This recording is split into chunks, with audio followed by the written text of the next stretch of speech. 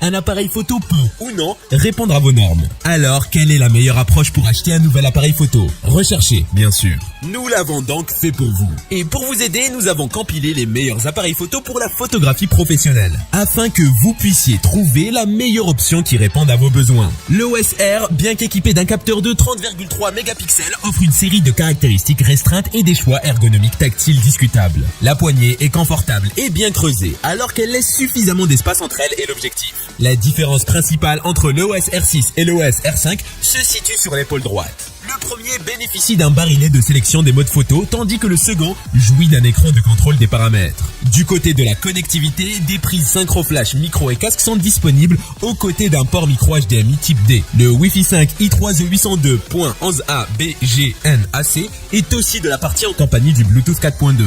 La prise USB-C permet-elle la recharge de la batterie? 2. Sony A7S III. L'Alpha 7S fait un boulot d'excellente qualité. Il conviendra aux experts aisés comme aux pros de la photo ou de la vidéo. On apprécie son ergonomie très réussie, un viseur d'excellente qualité, un autofocus affûté comme une lame de rasoir, ainsi qu'une connectique très fournie. Cerise sur le boîtier, l'Alpha 7S III bénéficie d'une interface entièrement repensée et pilotable au doigt. Les points forts de l'Alpha 7S sont la qualité photo et vidéo, la réactivité de l'autofocus, la qualité du viseur électronique, l'écran articulé et son système de menu enfin dépoussiéré. Le seul point négatif est la carte CF Express qui paraît peu courante. 3. Panasonic Lumix S1R. Premier hybride à capteur 24x36 de Panasonic, le Lumix S1R frappe fort avec un quasi sans faute. À son avantage, haute définition et mode multishot à 187 mégapixels. Autofocus rapide et mode de détection des yeux. Viseur électronique très haute définition, stabilisation de très haut vol, nombreux raccourcis, très nombreux modes de prise de vue. LCD orientable et tactile, boîtier protégé contre les intempéries, mode vidéo Ultra HD 60p. Ainsi, les principales fonctions de l'appareil sont clairement identifiées sur le boîtier et par conséquent rapidement accessibles.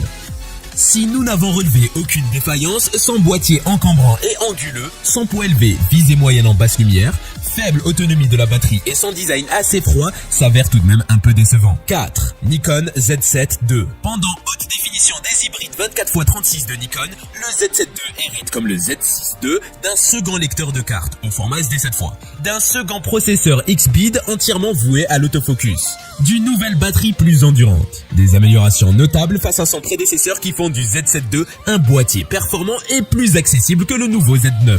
Un prix plus accessible mais aussi une excellente capacité et une qualité d'image qui n'a rien à envier au fer de lance de la marque.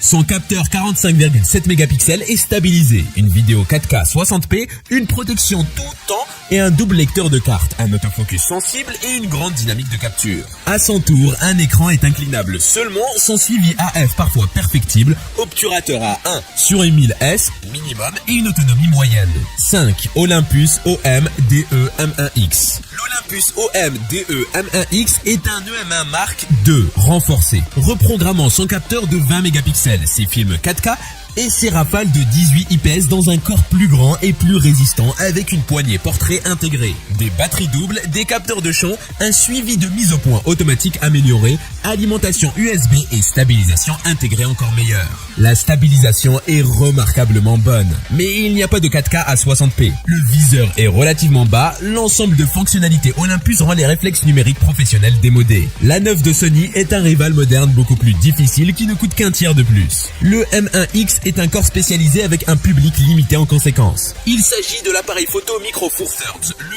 plus grand, le plus lourd et le plus cher à ce jour. Nikon D850. Le réflexe plein format Nikon D850 est une excellente mise à jour de son illustre prédécesseur, le D810. Un appareil pour professionnels offrant des performances de très haut niveau en toutes circonstances et qui gagne un certain nombre de fonctionnalités jusqu'alors manquantes. Il offre une excellente qualité d'image, niveau de bruit acceptable jusqu'à 12800 ISO, grande possibilité de recadrage, excellente balance des blancs automatique, très bon autofocus, rafale à 7 VPS voire 9, focus picking et sticking enfin disponible. 4K 30p sans recadrage, écran tactile et orientable, boîtier tropicalisé, bonne prise en main, ergonomie améliorée, très bon viseur optique, autonomie convenable. Or, il a un capteur non stabilisé, pas de flash intégré, menu un peu confus, Wi-Fi limité, pas de GPS, toujours pas de port USB-C, pas de format 16/9 et un micro intégré moyen. 7. Leica M10R. L'appareil photo numérique Leica M10R fait suite à la série des M10 et particulièrement du M10 monochrome. Il apporte principalement un nouveau capteur de 40 mégapixels comme nouveauté et conserve évidemment la visée télémétrique. Le M10R est annoncé avec un bruit de déclenchement réduit. La sensibilité atteindra les 50 000 ISO. Parmi les autres caractéristiques, on peut noter une mémoire tampon capable d'encaisser une quarantaine d'images en rafale. Rafale qui atteint les 5 IPS, dont le mode le plus rapide. La vitesse maximale est disponible pour l'obturation atteint. Elle est 1/1400S. Le Wi-Fi est aussi disponible pour connecter l'appareil à l'application mobile Leica Photo. À son prix, nous regrettons toujours l'absence de certaines fonctionnalités technologiques, mais c'est ainsi que fonctionne Leica depuis toujours. 8. Sony A7R IV.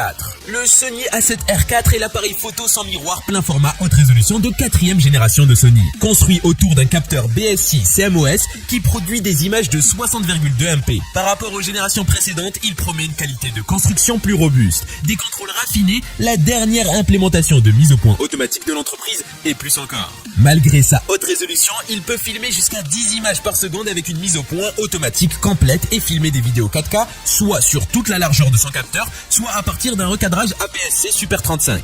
Il bénéficie également d'un mode haute résolution à 16 prises de vue qui peut être utilisé pour générer des images de 140 mégapixels de scène statique. 9.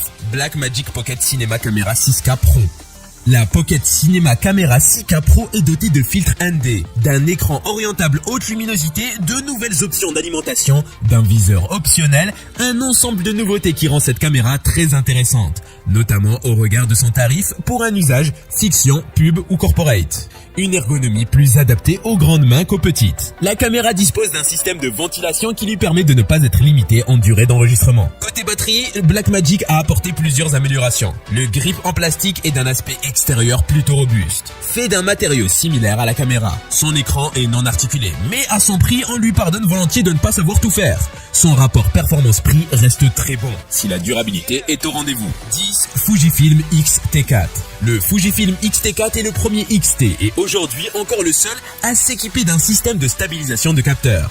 Il conserve à son avantage une fabrication tout temps et une ergonomie par molette qui a fait la signature de Fujifilm. Un écran totalement orientable rafale jusqu'à 30 images par seconde avec recadrage.